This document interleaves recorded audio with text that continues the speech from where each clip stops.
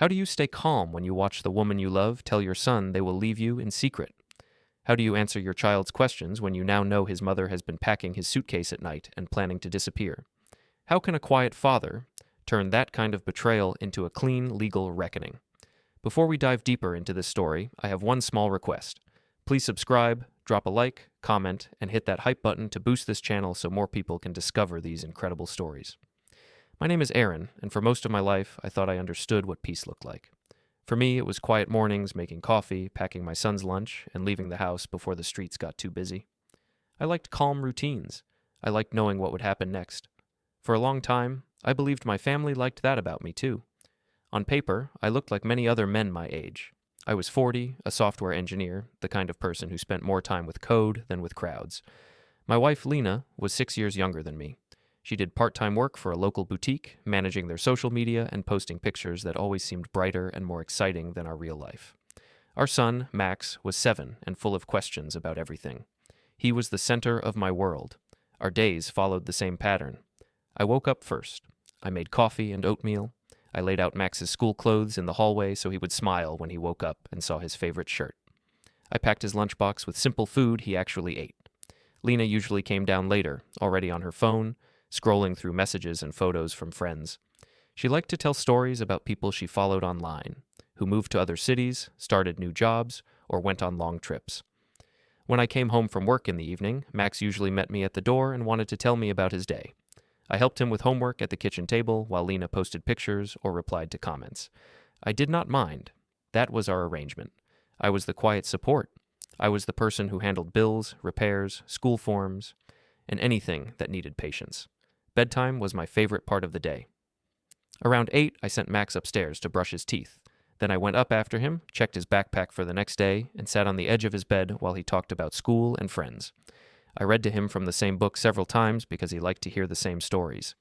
When his eyes started to close, I turned off the light and left the door half open so he could see a line of light from the hallway.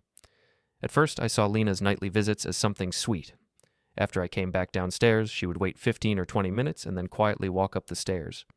I often heard the soft sound of her feet on the steps. I thought she wanted her own moment with him. I saw it as a mother's love. Sometimes, while I was washing dishes, I imagined her sitting on his bed, brushing his hair away from his face, whispering gentle words to him. That picture made me feel warm inside. I was glad they were close. Weeks passed like that, with no big changes. But slowly, small details began to stand out. Max started to look tired in the morning, even when he had gone to bed on time. He rubbed his eyes at the table and moved his cereal around, not really eating it. When I asked how he slept, he said it was fine, then stared at his bowl as if he did not want to say more. One afternoon, while folding laundry in Max's room, I noticed that some of his clothes were missing. A few of his t-shirts, the ones he wore the most, were not in the basket, not in his drawers, not in the closet. I checked the hamper and the washing machine. They were nowhere. I told myself that maybe Lena had started a separate load, or they were mixed in with our laundry. It seemed like a small thing, not important enough to bring up. But then there were the questions. One evening, while we were building with blocks on the living room floor, Max asked what it was like to start over in a new place. He asked how long it took to make new friends, and if children could still see their old house after they moved away. I asked where the idea came from, and he just shrugged and said he was curious. Lena, sitting on the couch with her phone, did not look up. Another time, we walked back from school together, and Max asked if grown-ups could move without telling other grown-ups. He asked if one parent could decide everything. His small voice was careful, as if he was testing the water. I tried to give calm answers. I told him that parents were supposed to make big choices together. I said both parents mattered. He listened, but did not look completely convinced. At first, I thought I was overthinking. I told myself that Lena's visits at night, Max's questions, and the missing clothes were not connected. I did not want to see a pattern. I trusted my wife. I believed she would talk to me if she was unhappy. We had problems, like any couple, but nothing that seemed so serious that she would make a secret plan. Still, a quiet unease sat at the back of my mind. It stayed there during meetings at work, during drives to the store, and even when I tried to relax in front of the television. I started paying more attention to sounds at night. When Lena went upstairs after bedtime, I looked at the clock. Sometimes she stayed in Max's room for 10 minutes. Sometimes it was longer, closer to half an hour. When she came back down, she often had that too bright smile, the one she used when she wanted to hide something. One night, I walked past the hallway on my way to the bathroom while she was with Max. The door to his room was almost closed, just a thin line of light around the frame. I heard a soft murmur, the sound of her voice. I could not make out the words. She lowered her tone when I got close. When I stopped, the murmur stopped. A moment later, the door opened, and she slipped out, startled to see me there. She said she had just been checking on him. I nodded and stepped aside. I did not push, but after that, the feeling changed. It was no longer just unease. It was a clear awareness that something important was happening right under my nose, and I was not part of it. People imagine a dramatic burst of anger in moments like this. In my case, there was no shouting, no sudden confrontation. Instead, there was a quiet, almost cold feeling in my chest. A simple thought formed in my mind. I needed to know the truth. Not what I hoped, not what I feared. The truth. I spent a few days sitting with that thought. I did not mention it to anyone. On my lunch break at work, I opened my browser and searched for small security cameras. There were many types, ones shaped like chargers, ones hidden in clocks, and ones that looked like nightlights. I chose one that looked like a simple, round toy light with a soft glow. It had a wide angle and stored videos on a small card. It could be controlled from my laptop. When the package arrived, it came in a brown box that looked like any other delivery. I took it into my home office and read the instructions carefully. My hands did not shake. I told myself I was not doing this to trap anyone. I was doing this to protect my son, and if needed, myself. Still, there was a small sting in my chest when I thought about hiding a camera in my own child's room. I wished I did not feel the need to do it, but I did. I told Max it was a new nightlight that would help him sleep better. That part was not a lie. The little device did give off a gentle glow. Now I placed it on a shelf that faced the bed and the door. From that angle, it could see anyone who came in and the space in front of the closet. Max smiled at the light and said he liked the color. He had no idea there was more to it. That night, we followed the same routine. Homework, dinner, small talk. Lena took a few photos of her meal for her account, angling her plate in front of the kitchen window. Max asked me to help him with a drawing. I leaned over the paper with him and showed him how to shade the corners of a house. We laughed when he drew a dog in the yard that looked more like a big cloud. At bedtime, I read him a chapter from his favorite book. He yawned, snuggled into the pillow, and asked if I would be there in the morning. I told him that I always was. When I turned off the light, the small nightlight came on, casting a soft circle on the wall. I kissed his forehead and went out, closing the door most of the way. Downstairs, Lena sat on the couch, scrolling through her phone. I sat in the armchair with my laptop. I pretended to read the news while I opened the camera app in a small window and checked that it was recording. The live image showed Max sleeping on his side, his blanket pulled up to his chin. The door was closed. The room looked ordinary, which almost made me doubt myself again. Around 20 minutes later, Lena stood up. She said she was going to check on Max and walked up the stairs. I kept my eyes on the laptop, though my head felt strangely light. On the screen, I watched the door open. Light from the hallway drew a thin line across the floor. Lena stepped in, moving carefully so as not to wake him. She moved partly out of the frame, near the closet. I saw the closet doors slide open. I could not hear much on the live feed. That was by design. The microphone worked better on the recording than on the live view, but I saw her move clothes, lift something from the floor, and open what looked like a small suitcase. I recognized it as the one we used when Max slept over at Arena's house. She stayed there for a while, then came back into view, leaned over Max, and seemed to talk softly into his ear. His small body shifted under the blanket. His hand came up as if he was wiping his eyes. I did not watch more. I closed the lid of the laptop and sat very still. I told myself I would not guess at her words. I would wait for the recording in the morning, when I could hear clearly. There was no point in jumping to ideas. If I was wrong, I would delete everything and live with the fact that I had been paranoid. If I was right, I needed every detail. The next morning, after they both left, the house felt strangely wide and hollow. I made a second cup of coffee I did not really want, then went into my home office and closed the door. I opened the laptop, plugged in the camera card, and clicked on the file from the night. The timestamp showed the exact hour Lena had gone upstairs. I watched the video in silence. I saw myself leave the room, turn off the main light, and close the door. The small nightlight glowed softly. Max lay still for a few minutes, then turned over in his sleep. After some time, the door opened and Lena entered. The tiny camera recorded everything with a steady, uncaring eye. She went straight to the closet. I saw her pull down Max's clothes and place them carefully into the open suitcase on the floor. T-shirts, shorts, socks, his favorite hoodie. She folded each one with care, as if preparing for a long trip. Then she walked back to the bed, sat on the edge, and stroked his hair. The microphone picked up more now. I heard her voice clearly enough to understand. She told him they were leaving very soon. She told him it would be just the two of them, that they would go where people respected her more, where life would feel real. She said that his father would only hold them back. She told him they would leave me the next day and that he must not say anything to me, not at dinner, not at bedtime, not at all. Max's voice came through as a small whisper. He sounded unsure. He asked simple questions, things like where his toys would go and if I would be lonely. She answered that he would have new toys, new friends, and that I would be fine. She repeated that this was their secret, that he must not spoil the plan. I paused the video. The image on the screen froze. Lena leaning over our son, suitcase half full on the floor behind her. The room looked almost gentle, with the nightlight glowing on the wall. If someone walked by and glanced at the picture, they might think it was a tender moment. Only the audio told the real story. I sat back in my chair and let the new reality sink in. The woman I had trusted for years, the mother of my child, was quietly packing our son's suitcase at night and training him to hide it from me. She was planning to disappear with him, not someday, but soon. And now I had more than just a feeling. I had clear proof. I watched the frozen image on the screen for a long time. It felt like time in the room had stopped, even though the clock on the wall kept moving forward. Outside, a car passed, and a dog barked somewhere down the street. Inside my office, everything stayed quiet except for my own breathing. I thought I knew how we had ended up here. But the longer I stared at that frame, the more I realized I had been missing pieces for years. When I first met Lena, she did not look like someone who would make secret plans. I met her at a friend's small birthday gathering. There were only 8 of us at a long table in a casual restaurant. I was the one who came straight from work in a simple shirt and worn-in shoes. She arrived late laughing, with a bright scarf around her neck and a phone already in her hand. One of my coworkers introduced us. He said she was a friend of his girlfriend and that she did some online work for shops in town. Lena said I looked serious but kind. I told her I liked her scarf.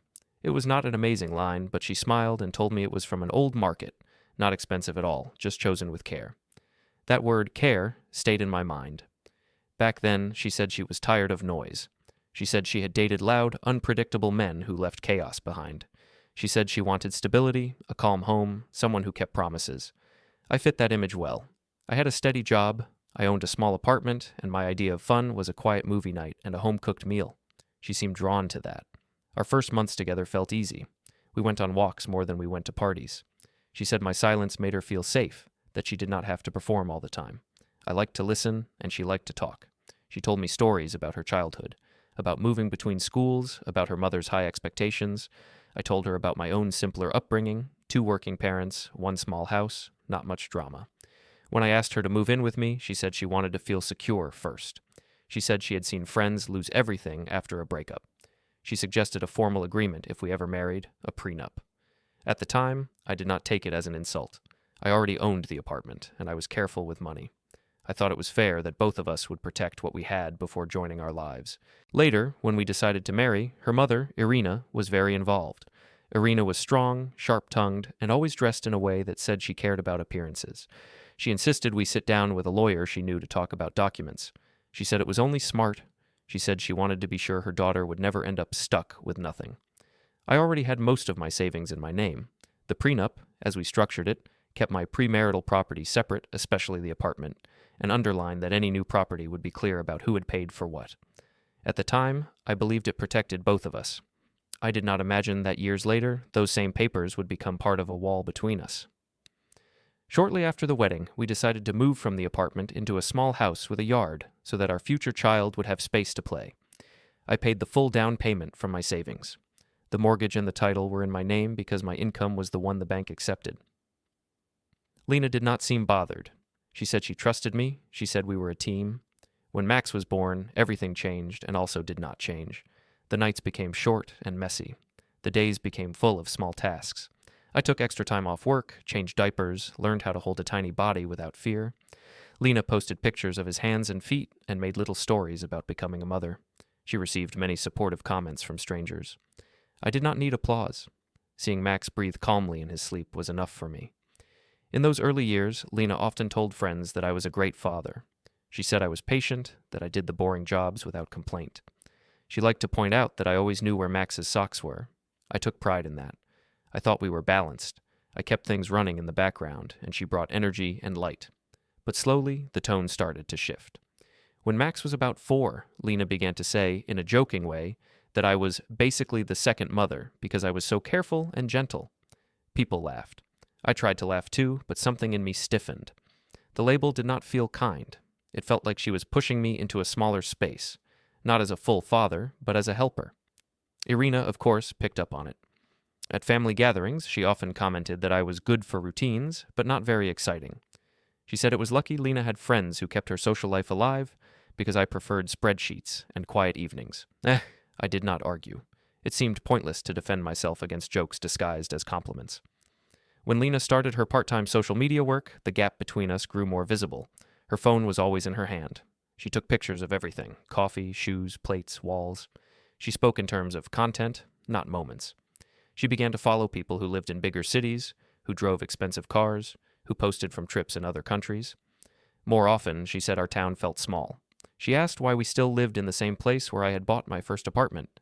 She hinted that we could move somewhere more alive if I were more ambitious.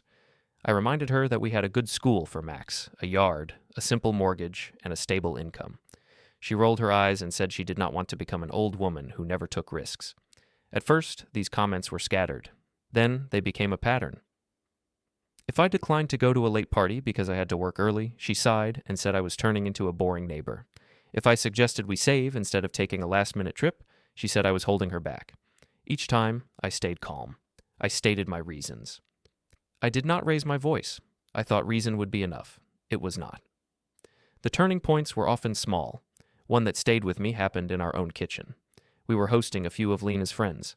I was at the stove, cooking, while they sat around the island talking. The conversation turned to couples who had split up. Someone said that children always stayed with the mother. Lena, with an easy laugh, said that if we ever separated, everyone knew Max would naturally live with her, because I would not know what to do alone.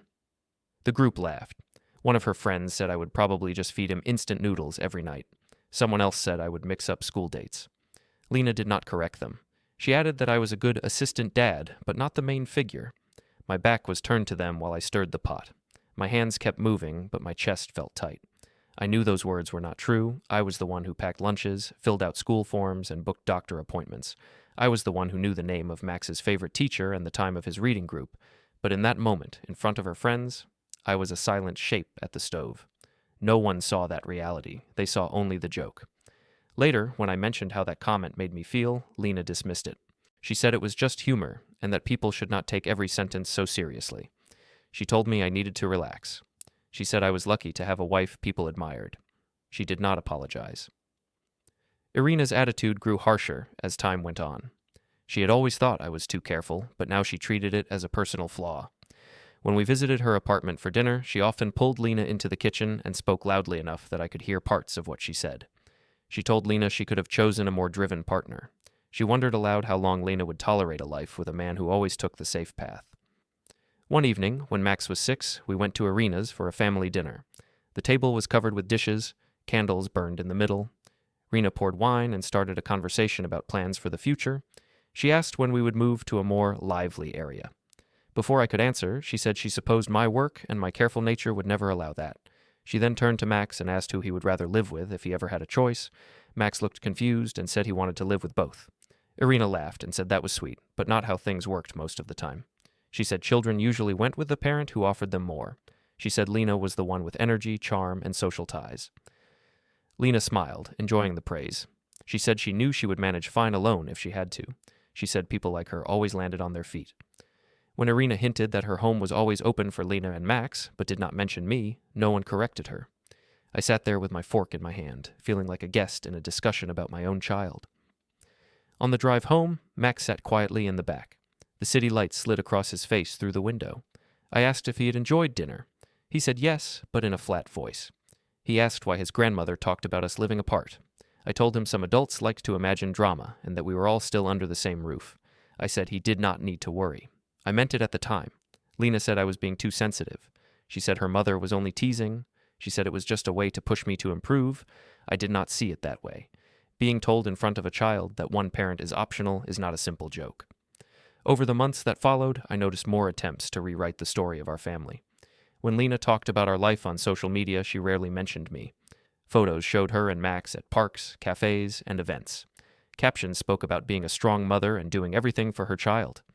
If I was there in the background, holding the bag or taking the picture, no one would know. In real life, she began to speak as if she already carried all the weight. If Max got a good grade, she said it was because she kept him motivated. If he cried, she said it was because he sensed her stress. I became a background figure, useful when needed, absent in the story when she spoke to others. I let this happen for longer than I should have. I told myself that fighting every small remark would only create more tension. I wanted a calm home for Max. I accepted the picture of myself as the quiet one, the safe one, the boring one, because I valued stability more than pride. But sitting in my office with the frozen image of Lena packing our son's suitcase, I could no longer pretend this was just about jokes or comments. The pattern was clear. Step by step, she had been turning me into a side character in my own family. Step by step, she had been preparing a version of the story where Max belonged only with her, and I became an extra detail, easy to remove. In the video, she did not say she wanted to leave a marriage that made her unhappy. She did not speak about trying to fix things. She spoke about leaving me behind as if I were an old piece of furniture. She spoke as if my bond with Max were something light enough to cut with one soft sentence. Looking back over the years, I realized that much of what I had taken as light remarks had been small tests. Each time I stayed silent, each time I let a comment pass, it told her something. It told her she could push a little further. It told her I would not fight for my place. It told her I would accept whatever role she gave me. The night visits, the secret plans, the talk about moving away without telling me were not sudden acts. They were the result of a long, quiet process. I had been there for every step and had not seen it for what it was. Now I did. The rest of that morning moved in slow motion. I saved the video in 3 different places without really thinking about it. On my laptop, on an external drive, and on a cloud account I used for work. My fingers followed habits built over years of backing up important data. This time, the important data was my family. I still had to go to work. Code did not care about my personal life. Meetings were already on my calendar. So I put on a clean shirt, closed the door to my office, and drove in. On the way, I kept seeing the image of the suitcase on the floor of Max's room. It appeared over traffic lights and road signs, like a second layer over the world. At my desk, I tried to focus. I answered emails, joined a video call, fixed a small bug someone reported. My body did all the familiar things. Inside, another part of me sorted through years of memories, looking for the point where I had lost control over my own story. Around noon, my phone vibrated. It was a number from Max's school. For a moment, my chest tightened. I stepped out of the open office into the hallway and answered. The voice on the other end was calm. It was the school counselor, Ms. Harris. She said she wanted to talk about some things Max had mentioned. She said it would be better in person. She asked if I could come by after work. I agreed. My voice sounded steady, even to my own ears. When I went back to my desk, I told my manager that I had to leave early for a school meeting. He said it was fine. He did not ask for details. Work problems are simple that way. Driving to the school later, I watched children in the yard through the fence. They were running, shouting, playing games with rules only they understood. Max was not outside. I checked the time and went to the front office. A staff member led me to a small room with 2 chairs, a low table, and a shelf with books and puzzles. A box of tissues sat near the edge of the table, as if waiting for someone's hand. Ms. Harris was in her 40s, with tired but kind eyes. I had seen her once or twice at school events. She greeted me, thanked me for coming, and said Max was a sensitive child who noticed more than people sometimes thought. She said she wanted to share some things he had told her in their regular check-in. She explained that he had asked her what would happen if a parent took a child to a different town without telling the other parent. He had asked if it was allowed, and if the other parent would still be able to see the child. He had also talked about leaving soon with his mother and grandmother, and about how his father might not know until after. She said he seemed anxious when he spoke about it. He had rubbed his hands together and asked if it was wrong to keep secrets like that. She said she had reassured him that adults should handle these decisions in a clear and honest way, and that children should not be the ones carrying such secrets. Then she told me she felt she had a duty to let both parents know when a child expressed this kind of worry. I listened without interrupting. On the outside, I kept an even expression. On the inside, the pieces clicked together with hard certainty. The late-night whispers, the packed suitcase, the missing clothes, the questions about moving, and now this. My son talking to a counselor about being taken away without my knowledge. Ms. Harris then said something that shifted the tone even more. She said that if there was talk about relocation, the school would need clear information from both parents. She said there were formal processes for changes of address and school transfers, and that, in cases of disagreement, a court might have to be involved. She did not know our legal situation, but she wanted me to be aware. I thanked her for telling me. I told her that I had not agreed to any move and that I would look into the matter carefully. I did not share the video with her. This was not the time. But I saw in her eyes that she understood something serious was happening at home, even if she did not know all the details. On my way out, I walked past the main office and saw a stack of forms on a side counter. Contact updates, address changes, transfer requests. I thought of the mail piling up on our kitchen table at home. I realized I did not always see everything that came in. Some letters Lena opened as soon as they arrived. I had assumed they were simple things. Now I was not so sure. When I got home, Lena and Max were still out. There was a dance class that day. The house was quiet. I went straight to the table near the front door where we kept incoming mail. There were envelopes from the bank, from service providers, from the school. Some were open, some still sealed. I looked for anything with the school's logo. In a drawer underneath, I found a small stack of papers folded together. There were copies of forms, school forms, with our last name printed at the top. On one of them, I saw Lena's handwriting where mine should have been. She had filled in a new mailing address, Irina's street and apartment number. She had listed Irina as the primary emergency contact. In the space for additional notes, she had written that the child would be staying mostly with mother and grandmother in the near future. The forms were not yet submitted. They still sat in our drawer. But the fact that they existed at all was enough. She had not even bothered to tell me she was filling them out. In her mind, it seemed, the decision was already made. My role was an afterthought. I stood in the hallway, holding the papers, and felt something inside me shift from hurt to clarity. This was not a misunderstanding. This was not a passing idea she would forget. This was a plan. A careful, step-by-step plan to move my son out of my daily life and place him under someone else's roof, using my silence as permission. I put the papers back exactly where I had found them. Then I went to my home office and closed the door. The office had always been my space. The desk, the shelves, the documents, the blinking router in the corner. It was where my work life and home life met. On one shelf sat a line of folders with dull labels: taxes, insurance, house, legal.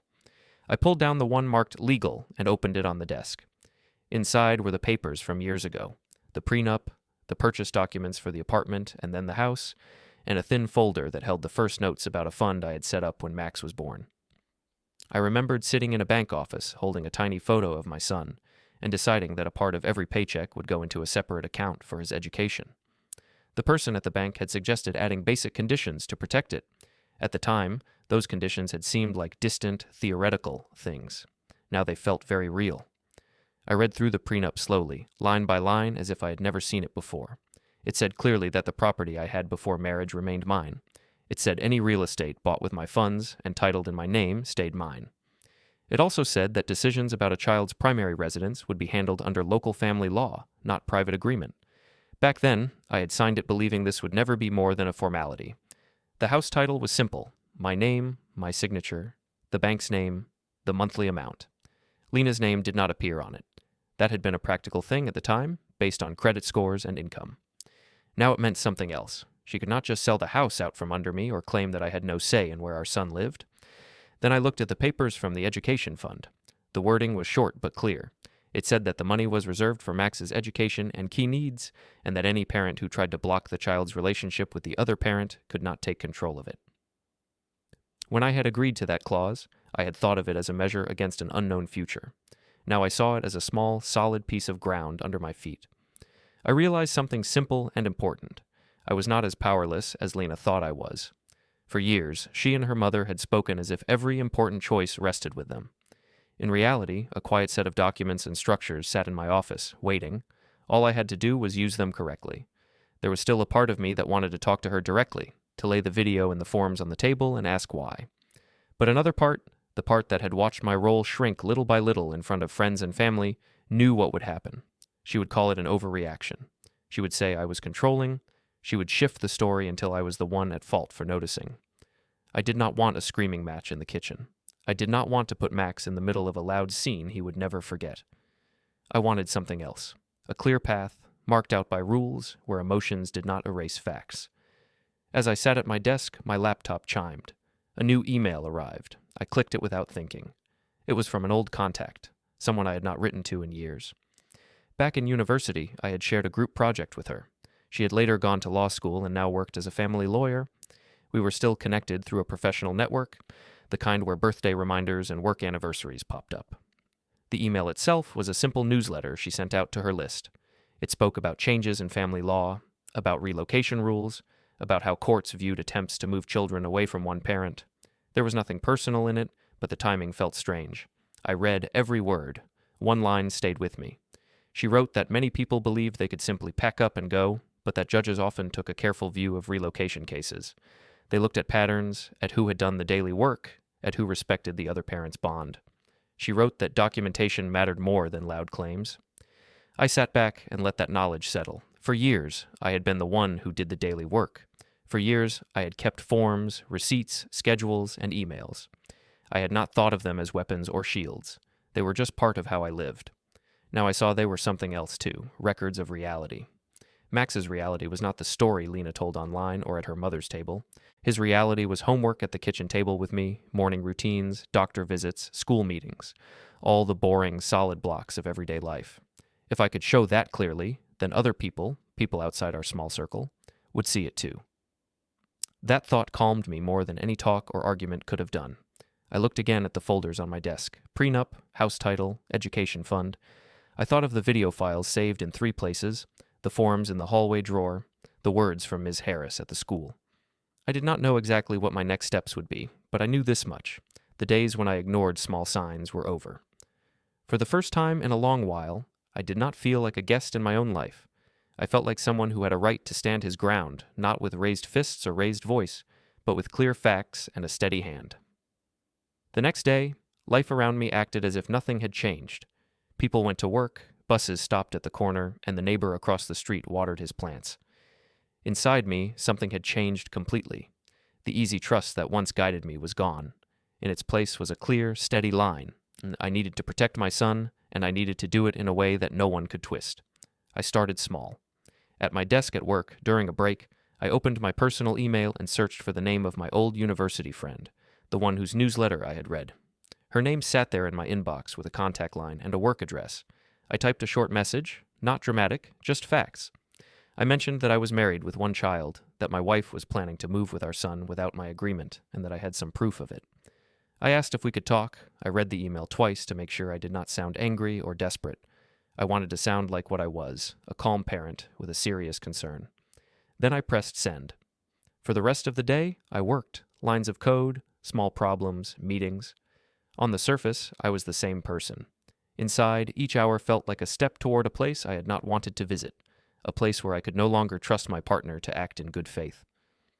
After work, I met my coworker Jamie at a small cafe near the office. We sometimes met there on Fridays to talk about anything but work. That day, they took one look at my face and knew something was wrong. I did not show them the video. I did not pull out any papers. Instead, I explained in plain words what had happened. I told them about the nightly visits to Max's room, the suitcase, the whispered promise to leave without telling me, and the meeting with the school counselor. I watched their expression shift from mild curiosity to concern. Jamie had gone through a family breakup years before and knew what courts and lawyers could look like up close. They said this sounded serious, that secret relocation plans were not something to ignore. They told me that people often underestimated how much the legal system could help when one parent tried to cut the other out. They also warned me that if I confronted Lena without preparation, things could spin out of control fast. Their advice was simple: stay calm, gather everything, and talk to a professional as soon as possible. They said I should think of my situation like a technical project. In my job, I would not run a big change without a plan, backup, and a clear understanding of the system. This was the same, only the system was my family and the law. I went home that night with their words in my ears. I walked into the house, helped Max with his homework, and listened to his stories about school. I did all the usual things. The difference was inside me. I paid attention to every small detail Lena let slip. She came home later than usual and seemed excited.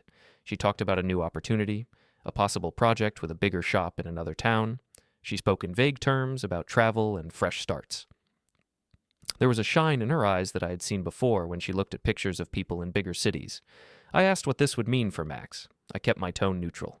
She brushed the question away, said children adapted quickly, and implied that he would be fine anywhere as long as he had her. Then she made a remark about how some people never left their comfort zone. She did not say my name, but she did not need to. Later, after Max went to bed, I checked my email. There was a reply from my university friend. She said she was sorry to hear about the situation, that she did indeed work as a family lawyer now, and that she could meet later in the week. She gave me a time and an address for her office. She also wrote one line that made my shoulders relax slightly. She said I had done the right thing by documenting things before acting. 2 days later, I sat in her office. The space was simple and neat. A large desk, 2 chairs, a shelf of books, a plant by the window. Her nameplate sat on the table, reminding me that the person across from me was not just an old friend, but someone who knew this field better than I ever would. She listened as I laid everything out. I spoke slowly, from start to finish.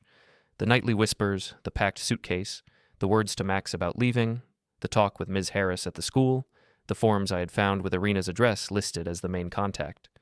I kept my hands on my knees to stop them from moving too much. When I mentioned the hidden camera, I expected her to frown. Instead, she nodded. She said that in many cases, clear audio and video were the only way to cut through conflicting stories.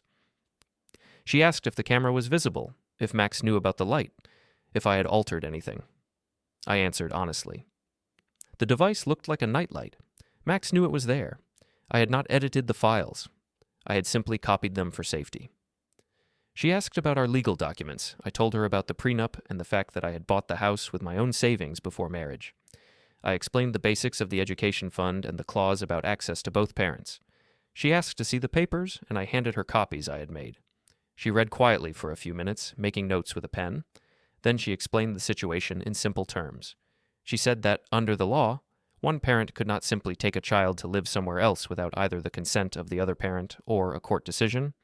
She said the courts looked at the pattern of care, the level of involvement, and the effect on the child. She also said that when a parent coached a child to keep secrets, asked them to hide plans, or rewrote reality, judges did not look kindly on it. She told me that the house and my separate property gave me financial stability. That mattered. I was not in danger of being left on the street. She also said that my documented role as daily caregiver, combined with the school counselor's concern and the video, gave me a strong position if this went to court. When she said the phrase, strong position, I felt something loosen in my chest.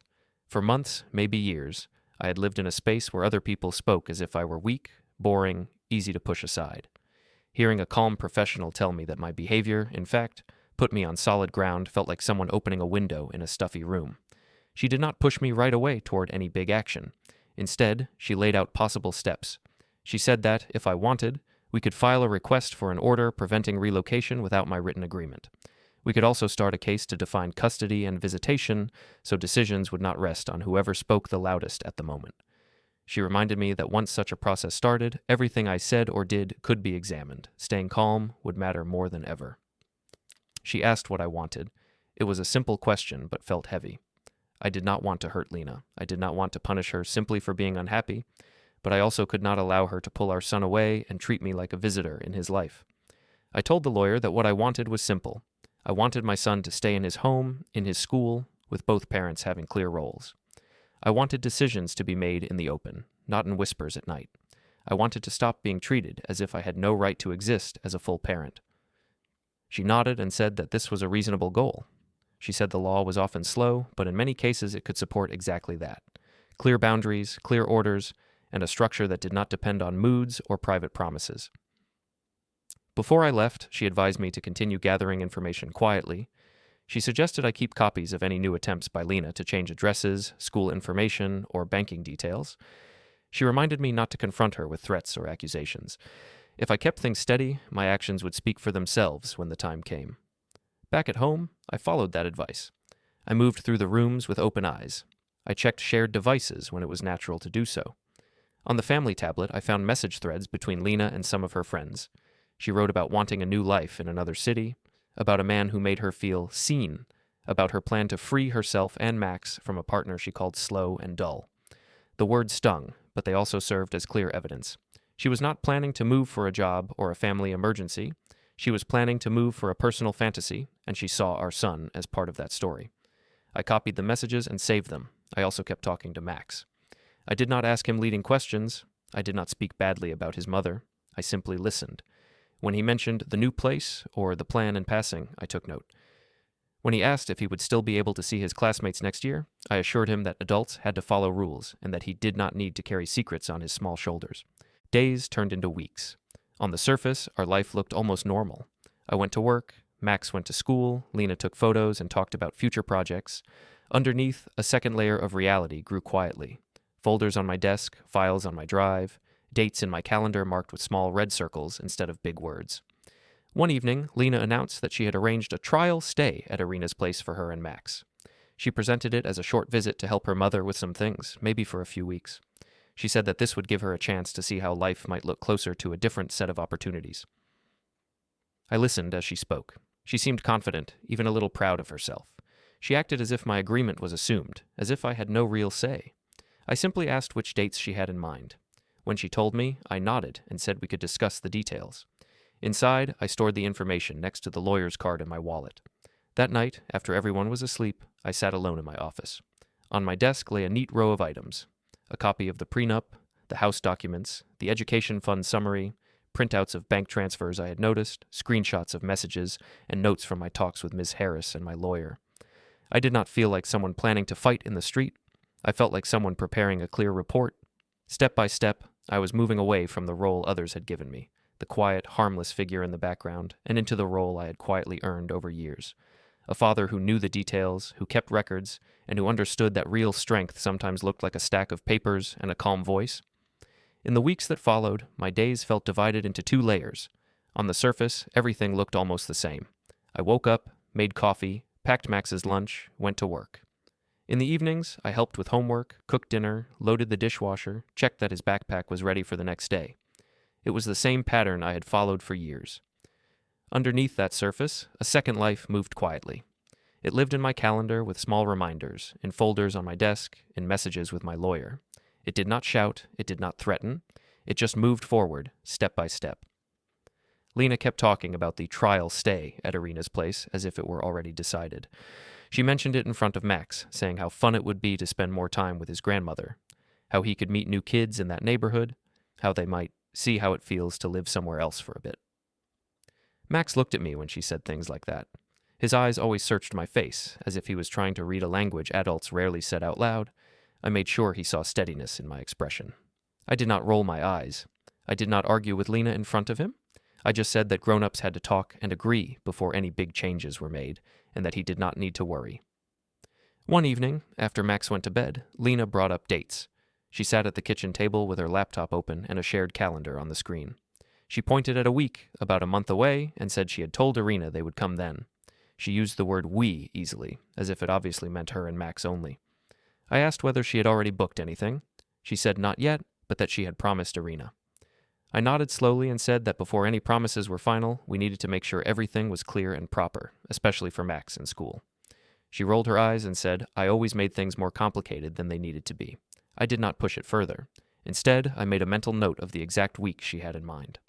Later, alone in my office, I opened my email and wrote to Ms. Ruiz. I explained that my wife was now talking openly about staying with her mother with our son for several weeks, and that I had reason to believe she might not bring him back easily. Ms. Ruiz replied the next morning. She suggested that we move from quiet preparation to formal steps.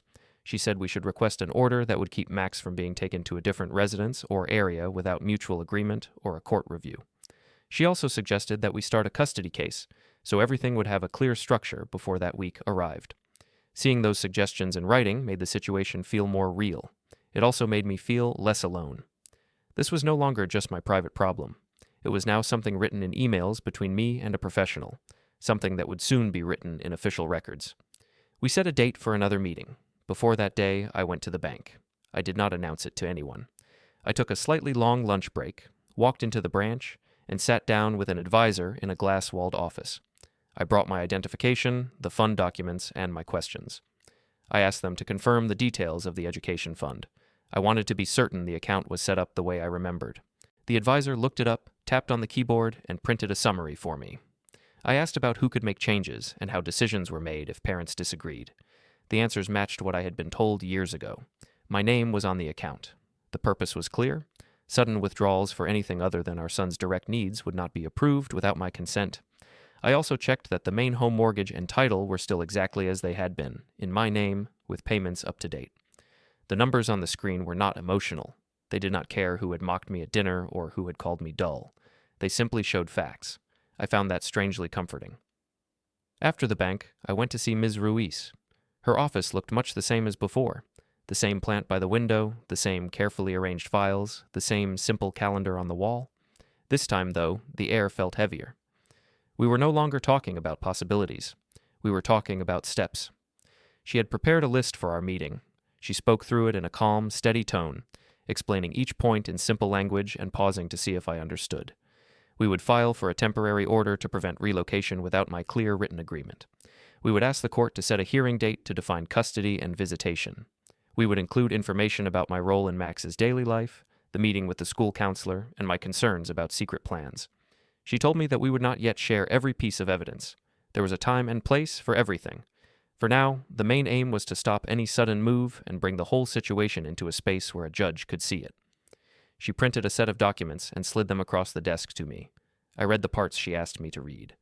The language was formal, full of terms and references. But underneath those lines, I heard a simple message. You have a right to be a father to your son. You have a right to know where he lives. You have a right to be part of decisions that shape his life. When she asked me to sign, I did so without shaking. My name on those lines felt different from when I had signed the house papers years ago. Back then, I had been thinking mostly about walls and a roof. Now, I was thinking about Max's face when he asked if he would still see me after the move. We also talked about what I should and should not do at home. She advised me not to bring up the legal steps with Lena until she was served officially. She told me to avoid big emotional scenes, to log any attempts to change school or address information, and to keep being as steady as I could with Max. She said that in cases like this, judges sometimes asked children who they saw as the anchor in their life. Anchors did not scream, they did not slam doors. They stayed put so that others had something to hold on to. On my way out, I stopped at the doorway and asked her one more question. I asked what would happen if, before the hearing, Lena tried to leave with Max for that trial stay. She said that once the court received the first filings and the request for an order, any move like that without my agreement could damage her position badly. She advised me to contact her at once if I saw signs of rushed packing or sudden changes in plans. I walked out of the office into ordinary daylight. Cars passed, people walked their dogs, someone laughed on a phone nearby. My own life had tilted in a new direction, but the world outside did not notice. I found that grounding. At home, the mood between me and Lena shifted in small but clear ways. She sensed something in my silence, even if she did not know its shape. She started testing me more. She would make comments like, "When Max and I are at my mother's, you'll have so much free time, you won't know what to do with yourself." When I did not react, she tried another angle. She said she hoped I would not turn into the sad parent who begged for visits. I let the words slide past me. I did not take the bait. Max, however, was not blind. One night, as I tucked him in, he asked if I was angry with his mother. I told him that adults sometimes disagreed about plans, but that both of us loved him. I said that if he ever felt confused or scared, he could tell me or another grown-up he trusted, like Ms. Harris at school. He nodded, then reached for my hand and asked if I would still be in the house when he woke up. I told him yes. For once, I could say that with certainty. A few days later, an envelope arrived by registered mail while I was at work. Lena messaged me a photo of it. My name and our address, an official seal in the corner. She asked what it was. I told her I would open it when I got home. It was, of course, one of the first notices from the court, stamped and dated. Inside were words about a scheduled hearing, about temporary measures, about the need for both parents to appear. Lena's eyes widened as she read over my shoulder. She asked what this was, why I had done it, why I had gone behind her back. I stayed calm. I told her I had learned she was planning to move with Max without a clear agreement and that I could not allow that. I said that if she wanted to discuss changes, we would now do it in front of someone who could look at all sides fairly. I did not mention the camera. I did not mention the forms in the drawer. There would be time for that later. She raised her voice and said I was trying to control her life. She said I knew she needed a new start. She said this process would make us both look bad. I answered that what would truly look bad was one parent packing a child's suitcase in secret and telling him to keep quiet. Her face changed at that line. She understood that I knew more than she had guessed. After that conversation, she called Irina. I heard parts of the call from the next room. There were sharp words, surprise, anger. Irina said I was overreacting, that people moved all the time, that men like me never understood what women needed. Lena said something about court and about needing a different kind of help now. The house grew tense but quiet. We moved around each other like people in a small boat during a storm, trying not to tip it over, each keeping a hand on something solid. Max noticed the change. He asked more often if we would all go places together. I made sure to include Lena in simple activities when it made sense. I did not want him to feel he had to pick a side.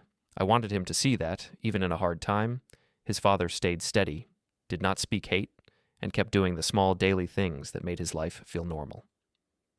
The date of the hearing appeared on the calendar in our kitchen. It was only a few weeks away, but it felt both close and far. We prepared in different ways. Lena spent more time on calls, talking to friends, and, I guessed, to a lawyer of her own.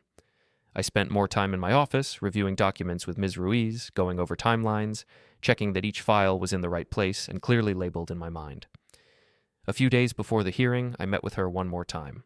We sat in her office with a simple list between us. She told me what to expect. The questions, the order of speaking, the way the judge might look more at actions than at stories.